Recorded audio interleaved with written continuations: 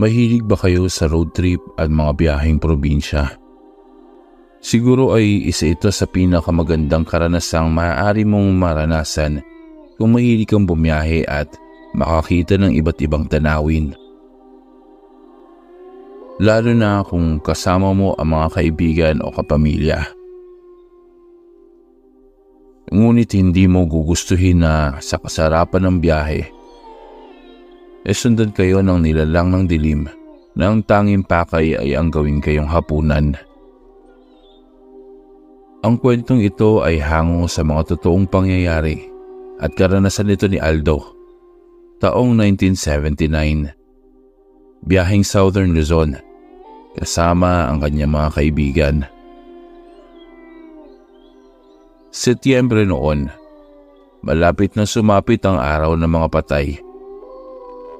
At nagkaroon kami ng pagkakataong magbabarkada na makapagbiyahe papuntang Bicol. Dito kasi ang probinsya ng aking mga magulang at dahil nga sa may isang linggo kaming pahinga mula sa aming buhay estudyante, ay sinamantala namin ang pagkakataon upang makabiyahe pa uwing Bicol. Dala ang sasakyan ng isa sa aming mga kaibigan na si Gustin. Ay ipinagmaneho kami ng kanilang driver na si Manong Sandro patungong Bicol. 5 kaming magkakasama liban kay Manong Sandro. Ako, si Gustin, Celso, Mirna, at Abby. Pare-pareho kaming sa isang state university nag-aaral. Naikwento kasi ng tatay na sakto ang bakasyon namin dahil sa may ipagdaraos na kasiyahan sa aming lugar sa Bicol.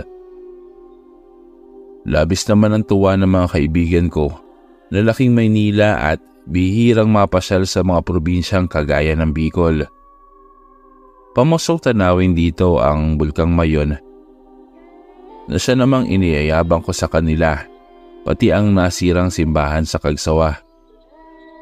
May Sandro, idaan mo muna ang sasakyan sa may palengke.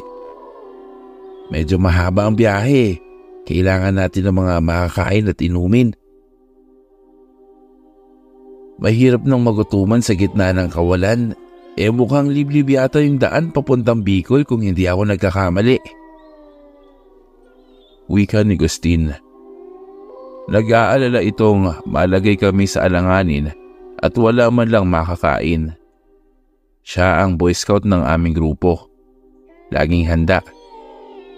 Sige ba, mabuti na rin yan dahil sa pagdating natin sa bandang Quezon, kakaunti na ang mga madadaanan nating tindahan at kainan.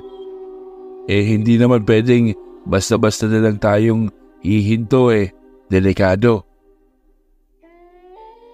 Wika naman ni Mang Sandro kung kaya't dumaan muna kami sa pamilihan bago lumabas sa Kamaynilaan.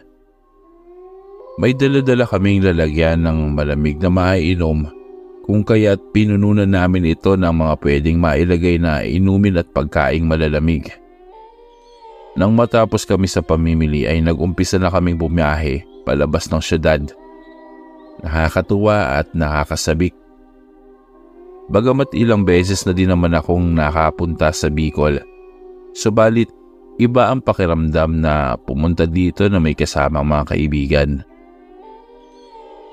Hindi na ako makapaghintay na maipagmalaki sa kanila ang aming probinsya at ang mga magagandang bagay tungkol dito, lalo na mga pagkain dito lamang makikita. Mag-aalas 11 ng umaga nang makalabas kami ng Kamaynilaan. Bahagya namang kumunti na ang sasakyan at nakabukas na din ang bintana namin dahil sa presko na rin ang hangin. Doon pa lamang ay pinapapak na namin ang mga napamili namin pagkain habang abala kami sa mga kwentuhan. Nang bandang nasa 4 na oras na yata kami sa biyahe, ay nag-umpisa na kaming makaramdam ng antok. Maging si Mang Sandro ay ganun din. Kung kaya't naisipan naming maghanap ng makakainan upang makahigop man lang ng mainit na sabaw na pampagising ng diwa. Mabuti na lamang din at nakakita kami ng isang kainan na nagtitinda ng bulalo. Isa sa pinakamasarap na makakain kapag bumabiyahe kayo. Para sa akin mabisa itong pangtanggal ng antok at pagod sa katawan. Ipinarada ni Mang Sandro sa tapat ng kainan ng sasakyan at nagpaunahan kaming makarating sa kainan. Ate, pa-order nga ng mainit na bulalo at saka 4 na kanin. Samahan mo na din itong atsara at mukhang masarap Sambit ko sa tindera, gawa ng ako ang naunang makarating doon. Hindi naman nagpatalo si Gustin at mas dinamihan pa ang order. Ate, sa akin itong adobong baboy, itong ginataang malunggay, saka bulalo din at 6 na kanin. Pabili na rin po ng litrong maiinom. Malakas na wika nito, kasabay ng pagsuntok-suntok sa braso ko na tila nangaasar.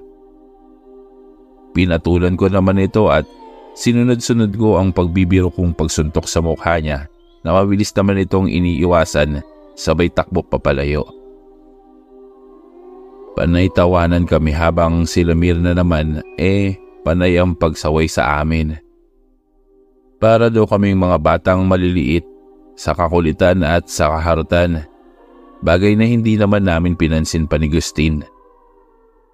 Pumili na din ng mga mauulam ang mga kasama namin at maging si Mang Sandro.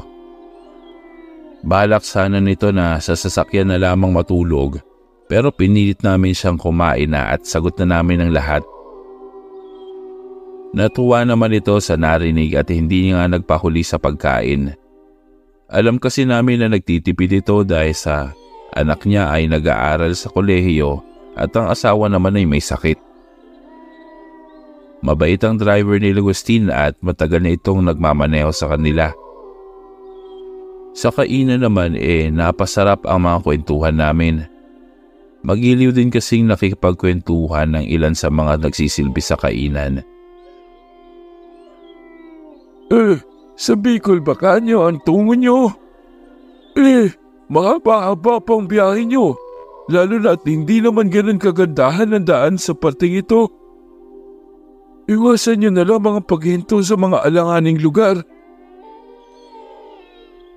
Wika ni Mang Levi, isa sa mga serbidor. Tama, at sakaling makakita kayo ng sanga o kung ano mang nakaharang sa daan na tila hindi ordinaryo para sa inyo, ay huwag na huwag kayong bababa sa sasakyan. Kung kaya niyong iwasan iwasan niyo na lamang ang nakaharang. Sa halin namang hindi niyo kaya, bumalik na lamang kayo. Pero huwag na huwag kayong bababa. Madami na din ang nabibiktima ng mga kawatan na nag-aabang sa daanan para makapagnakaw sa mga biyahero. Ang malala pa wag naman sana ginagahasan nila ang mga ilan sa kababaihan at kung minamalas ay napapatay pa. Pero sana kung may tamang kaalaman lamang sila sa kalsada hindi sila nabiktima ng mga tulisan. Wika ni Manong na nagngangalang Anselmo. Isa pa sa dapat yung iwasan ay ang sa bandang unahan ng bayang ito. Bali-balita kasi ang pagpapakita ng babaeng nakaitim doon na pinaniniwala ang aswang.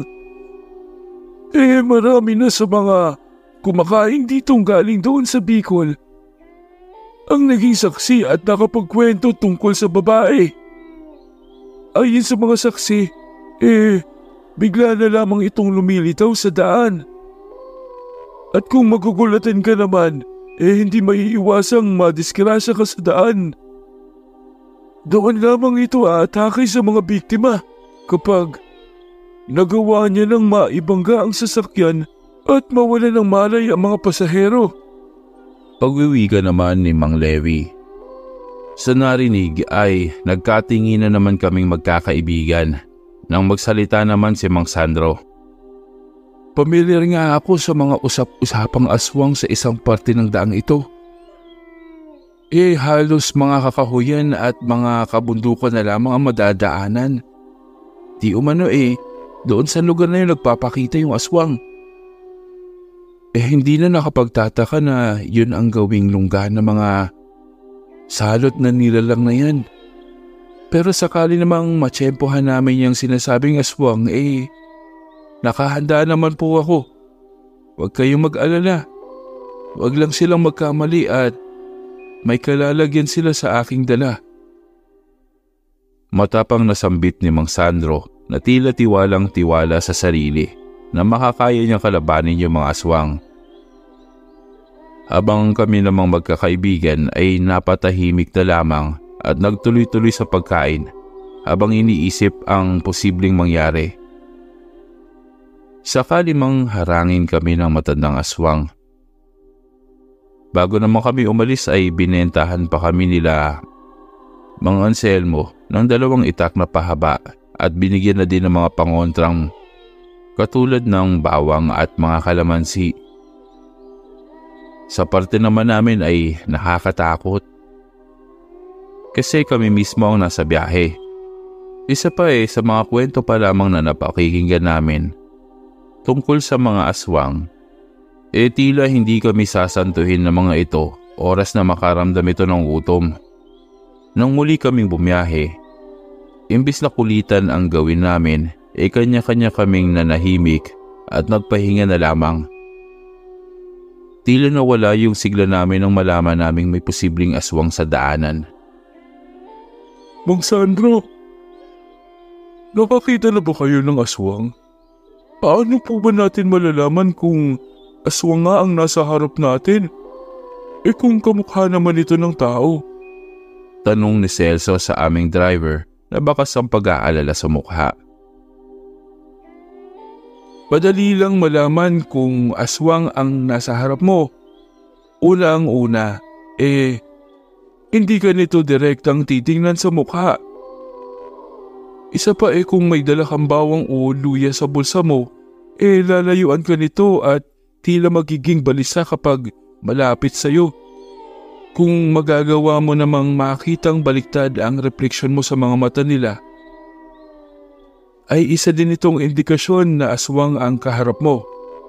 At syempre pa, kapag anyong aswang ito at balak ka ng kainin, siguradong aswang nga yun. Ang wika ni Mang Sandro. Mang Sandro, paano naman natin kakalabanin ng aswang?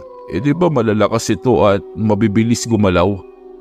At saka ano po ang ibig sabihin nyo nang sabihin mong may kalalagyan sila? May kakayahan po ba kayo para kalabanin sila at talunin? Ako ay wala naman.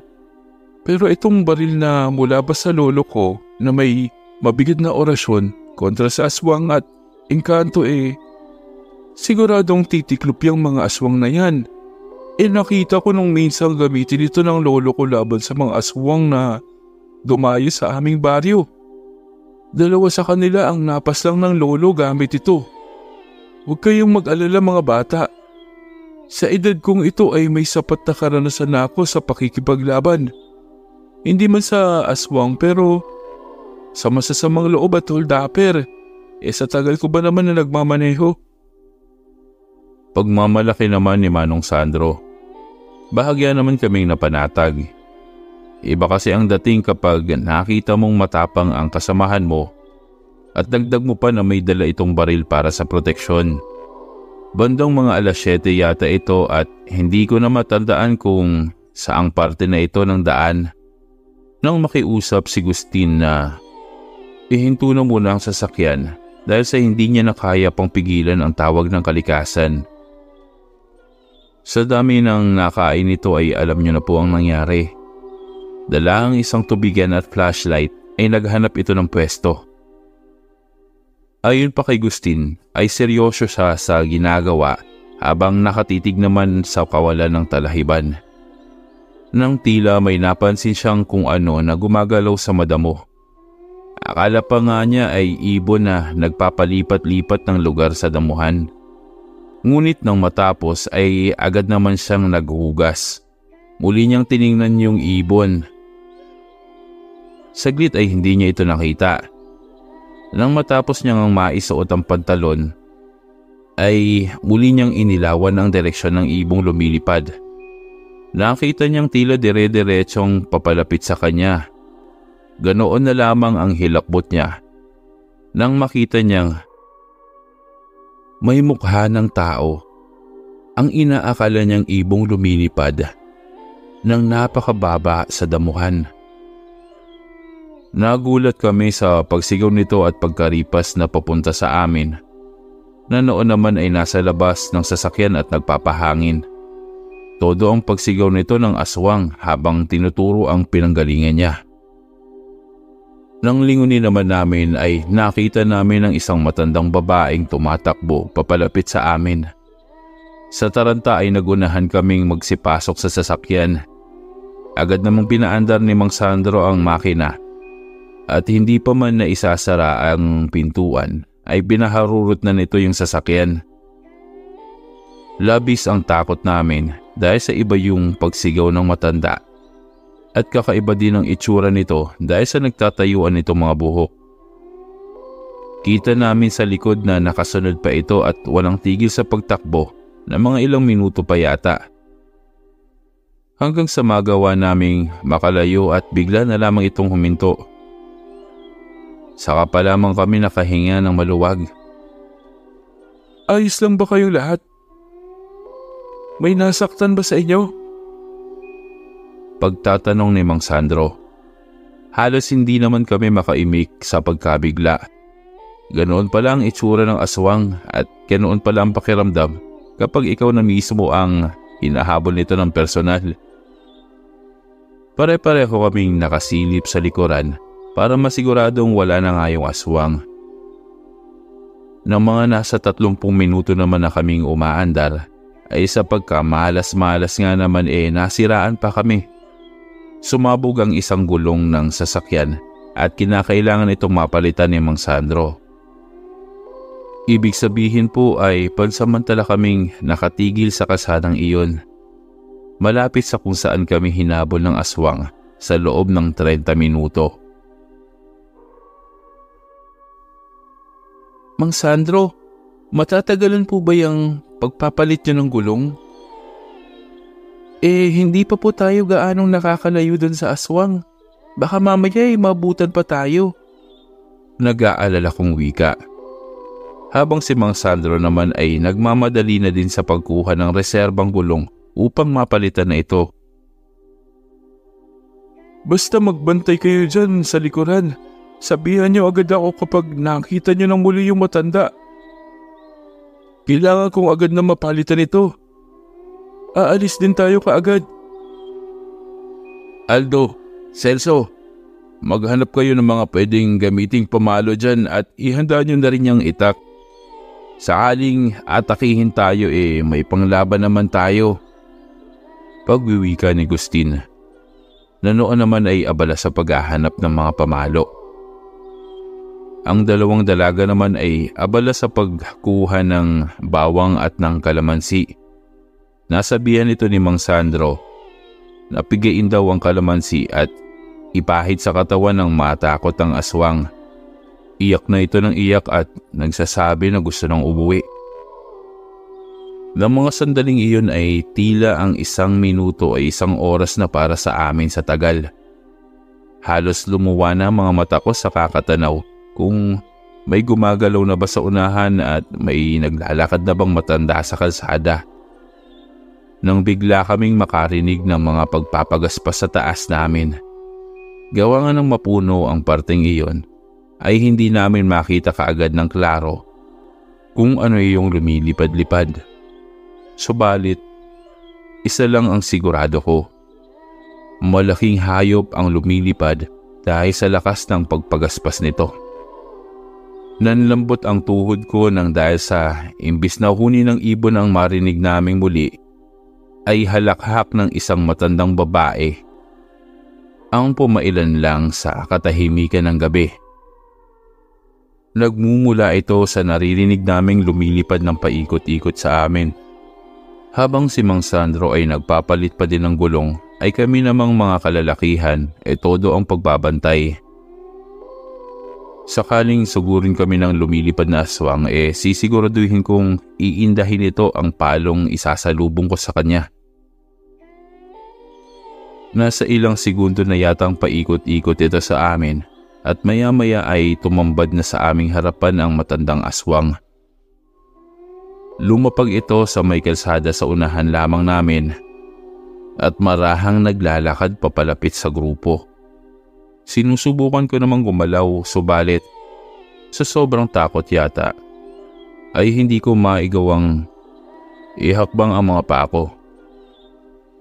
Maging ang mga kasamahan kong sila Celso at ang mga dalaga ay hindi magawang makagalaw.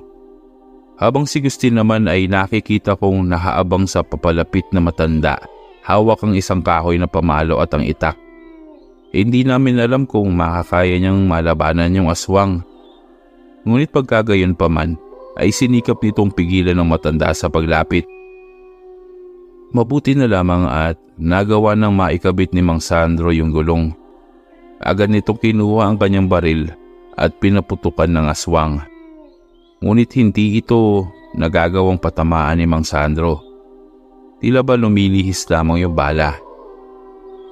Dahil nga sa nasaksihan, ay minadali kami nitong magsipanhik sa sasakyan. Ayon sa kanya ay hindi daw basta-basta yung aswang at tila may kakayahan upang hindi matamaan ng bala. Naisip ko naman na baka may kailangang orasyon bago ito gamitin. Naririnig ko yung aswang na napapahalakhak na tila iniinsulto si Mang Sandro. Bukod po sa nakakatakot nitong itsura ay kakaiba din ang amoy nitong nalalanghap namin sa tuwing umiihip ang hangin. Nang mapagtanto naman namin na walang laban sa kanya ang simpleng pagbabaril-baril dito, ay nagpasya na si Mang Sandro na muli nang paandarin ng sasakyan at sa pagmamadali ay hindi namin napansin kung saan na nagtungo yung aswang. Wala na sa harapan ng sasakyan yung matanda at hindi namin marinig ang mga pagpapagaspas nito, kagaya ng kanina. Sunod na nangyari ay ang pagkalabog ng bubong ng sasakyan.